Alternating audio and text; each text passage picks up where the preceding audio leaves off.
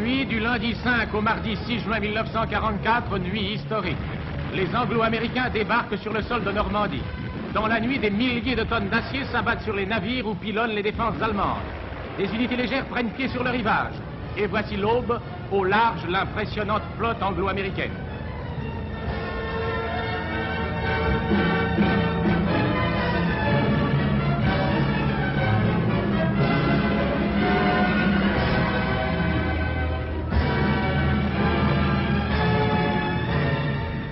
Durant les premiers jours, plus de 50 navires de transport et des navires spéciaux devaient être envoyés par le fond.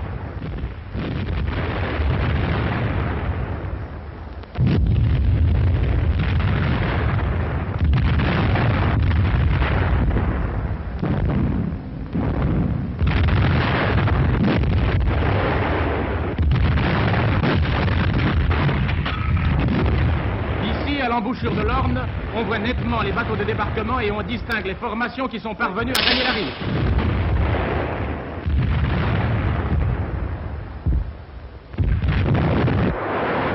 Dans la baie de la Seine également, les troupes britanniques tentent de prendre pied.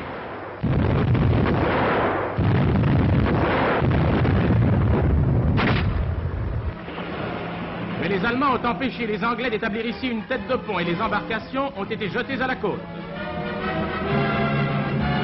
À l'horizon, la flotte de débarquement.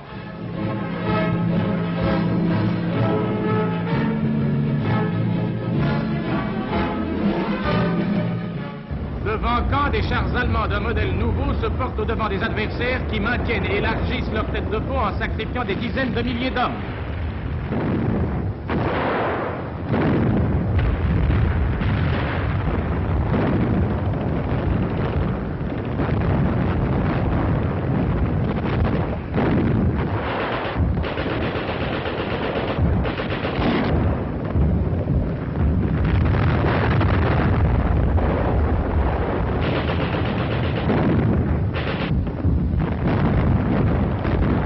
Parallèlement à l'action menée par les unités débarquées, de nombreuses divisions de parachutistes ainsi que des troupes aéroportées lancées au moyen de planeurs atterrissent derrière les lignes allemandes.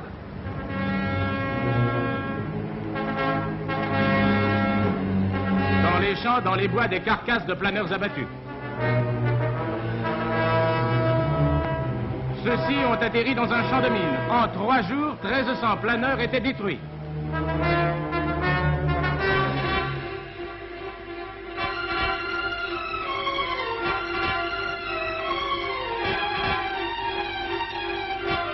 Tout avait été minutieusement préparé pour la vaste opération. Les planeurs pouvaient transporter plus de 60 hommes. D'autres transportaient des éléments motorisés légers.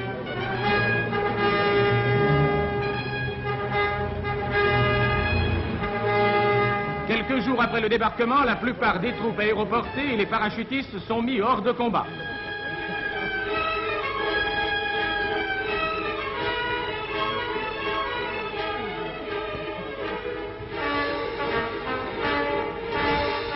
Les cartes sont imprimées sur toile.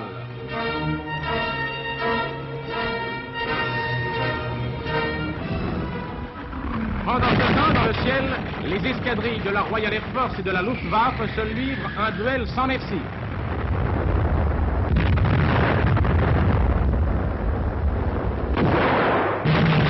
Caen et sa banlieue sous les bombes anglo-américaines.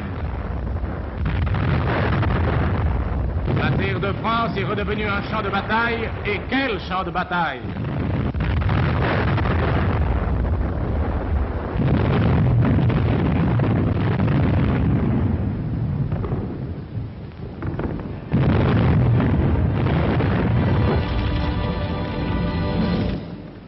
À Caen, impossible de dénombrer les morts. La population fuit épouvantée. Sur 60 000 habitants, 7 000 vivent encore dans les ruines. Les autres, comme aujourd'hui tant de Français, connaissent un nouvel exode.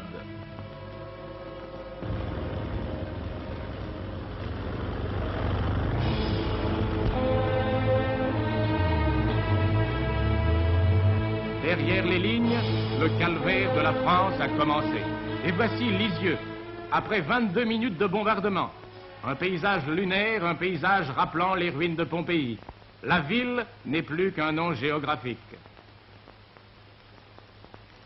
16 000 habitants, 12 000 sinistrés, près de 3 000 morts.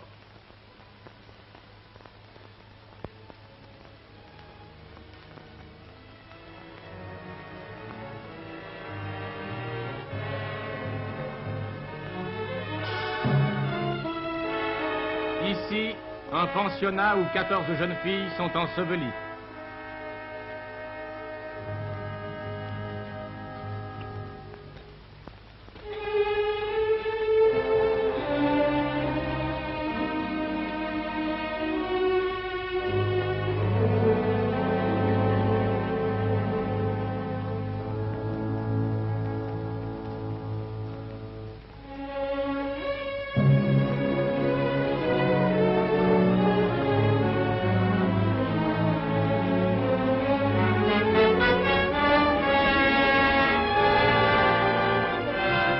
Dans des grottes vivent les rescapés.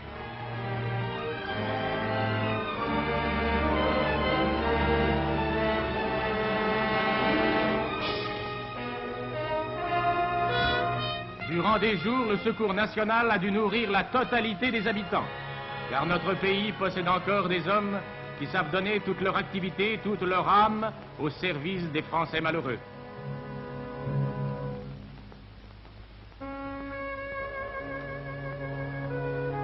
Après Lisieux, après Saint-Lô, après Vire, Évreux a terriblement souffert. Dans chaque camp, les combattants connaîtront sans doute des fortunes diverses, mais hélas, les Français ne connaîtront, eux, que des deuils et de nouvelles souffrances.